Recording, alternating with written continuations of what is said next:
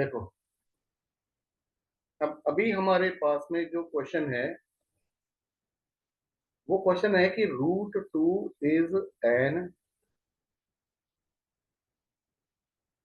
Irrational number. क्या है?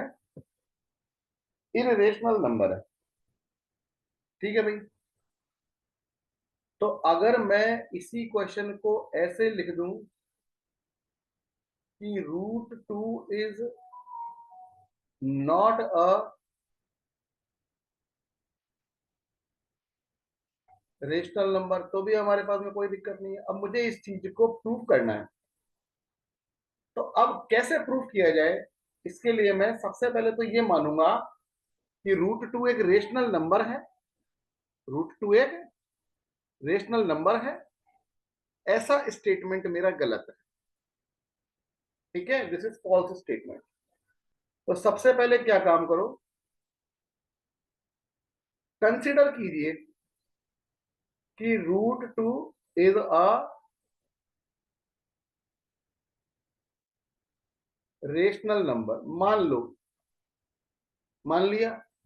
अब अगर √2 अगर रेशनल नंबर है तो √2 क्या हो गया? P/Q की टर्म में लिखा जा सकता है।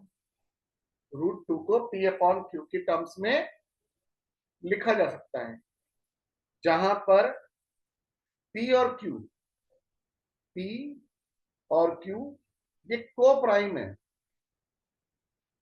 को प्राइम नंबर है।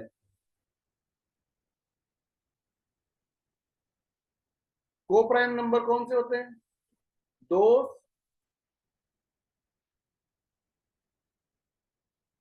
Which have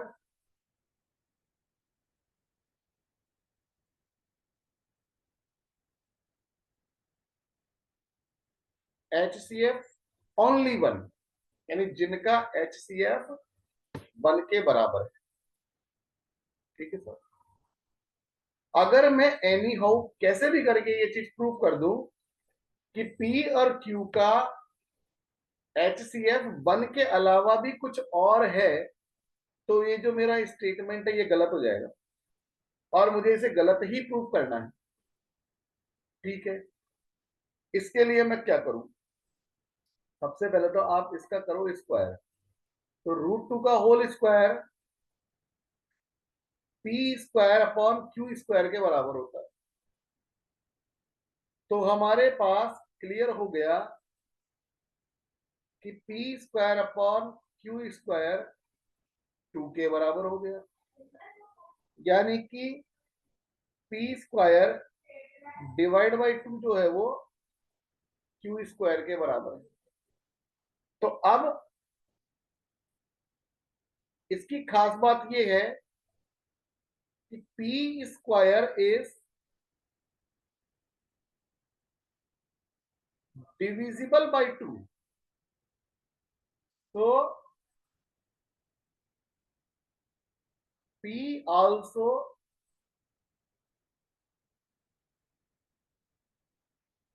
divisible by 2। ठीक है भाई। मतलब एक चीज तो हो गया भैया कि जो 2 है वो P का एक फैक्टर है। ठीक है। तो अब मतलब अगर मैं आपको ये कह दूं कि P में 2 को डिवाइड कर दूं तो कोई नंबर आ जाएगा कि, या ये कह दिया जाए कि जो P है वो आपका 2K के बराबर हो जाता है। ठीक है। तो अगर हमारे पास जो पहले जो इक्वेशन आई थी उसके अकॉर्डिंग इसमें इसमें इसमें मैं P की वैल्यू को डाल देता हूं। हमारे पास जो √2 है वो P/Q के बराबर है, और P जो है वो आपका 2K/Q के बराबर हो गया। यानी कि अब मैं क्या करूंगा? √2 का होल स्क्वायर करूंगा, इधर 2K का होल स्क्वायर करूंगा, यहाँ पे क्यू का भी स्क्वायर हो जाएगा। √2 का होल स्क्वायर क्या होगा? 2।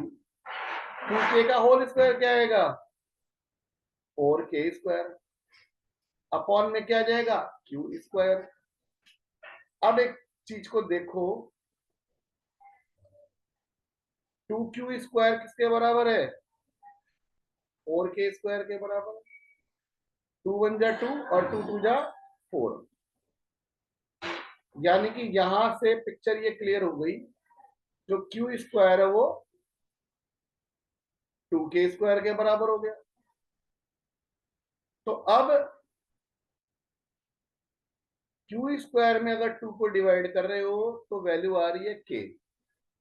अब यहां फिर वही लाइन आ गई हमारे पास में, if Q square is divisible by 2, then q also divisible by 2। मतलब 2 is a factor of q, and earlierly we had already seen, हमने देखा था कि p डिविजिबल बाय 2। पहले क्या देखा था हम लोगों ने कि भाई जो है p जो है वो 2 से डिविजिबल है, तो 2 is a factor of p। तो इन दोनों चीजों से एक चीज क्लियर हो गई कि p and q both have common factor 2। ठीक है, मैंने क्या कहा था आपको स्टार्टिंग में, मुझे इस चीज को प्रूव करना है रॉन्ग, मुझे इस चीज को गलत प्रूव करना है, और इस चीज को गलत प्रूव करने का तरीका एक ही है कि मैं सिर्फ ये प्रूव कर दूं कि p और q का कॉमन फैक्टर 1 के अलावा भी कुछ और है, और मैंने इस चीज को प्रूव कर दिया कि p और q का कॉमन फैक्टर 2 है। p और q का कॉमन फैक्टर 2 है। ठीक है, इसलिए मतलब मैं ये कह दूं अब आपको कि then √2 is not equal to p and q, where p and q are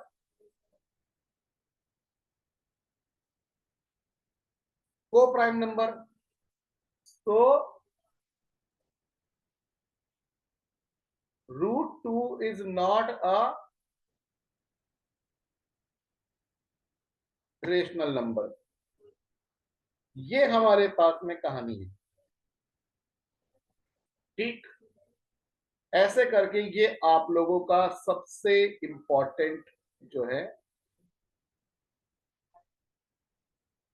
topic आपका आएगा,